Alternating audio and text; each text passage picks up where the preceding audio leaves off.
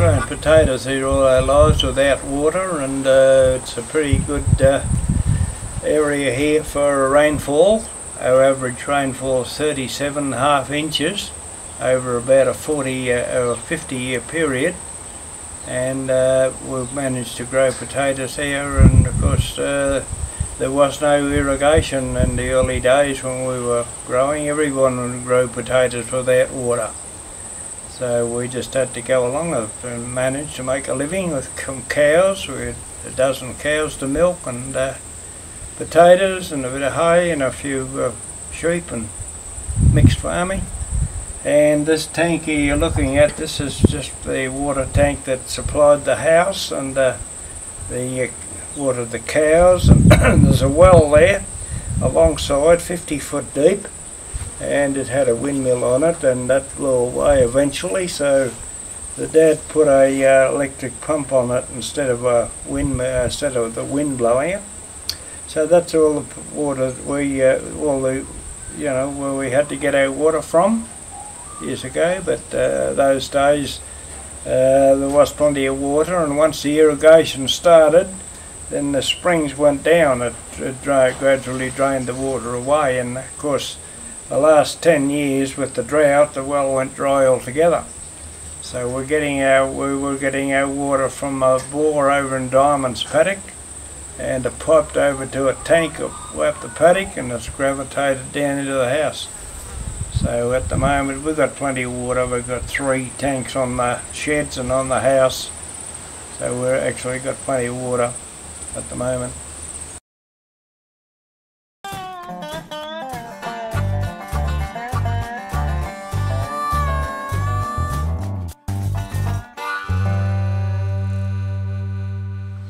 This is the site of the old sawmill, original old Anderson sawmill. It was in Barkstead many years ago, about 1860s, 50s, and this is what's left of the site of the sawmill. Just a lot of sawdust still here today. Quite a lot of sawdust still here today, and there's some posts sticking up here and there, and possibly be a framework for cover the mill with. And this is the last, after it closed here, they went over to Smeet and built the flour mill. But this is the site where the main sawmill was.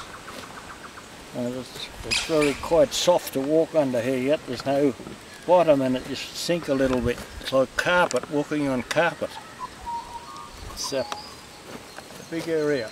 A lot of it was taken away to Melbourne and sold in Melbourne before illegally, and before the Forest Commission realised that it was being moved, so they stopped them from taking any further sawdust. But there was quite a lot of it here taken away, and this is a lot of it here, and it's so thick that no growth is coming up through it because it's too thick for anything to grow. It smothered everything out.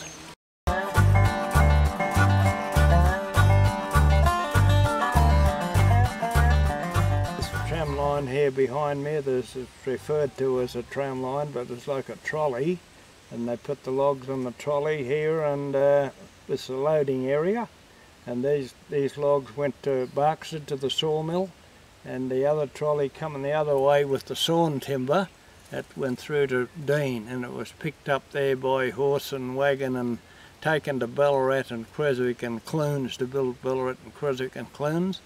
So a lot of the timber that was built those towns came through this trolley, this little line here, with horse drawn, and later on they had a little steam engine on it. Yeah, brought out from, made in England.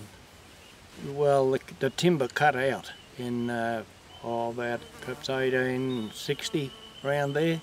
The timber was cut out, and they went further afield to look for it.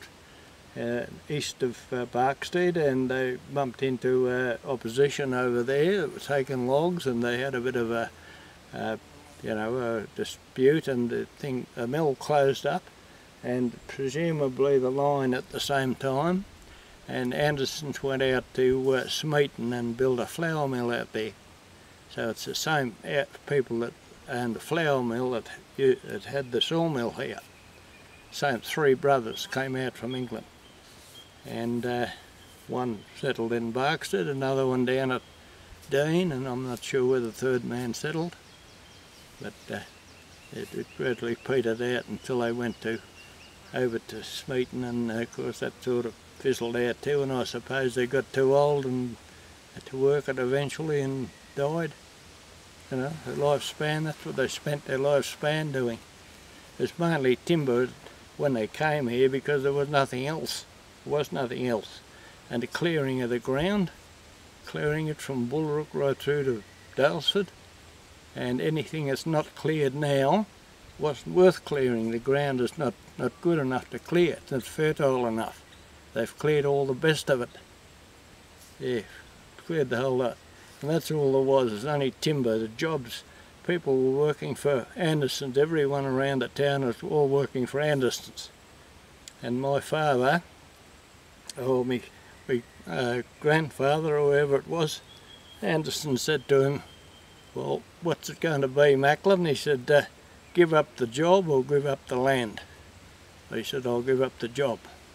And he went splitting laths for the mines, and made a living there. And that's how the Macklins have still got a little bit of ground that Andersons didn't get hold of.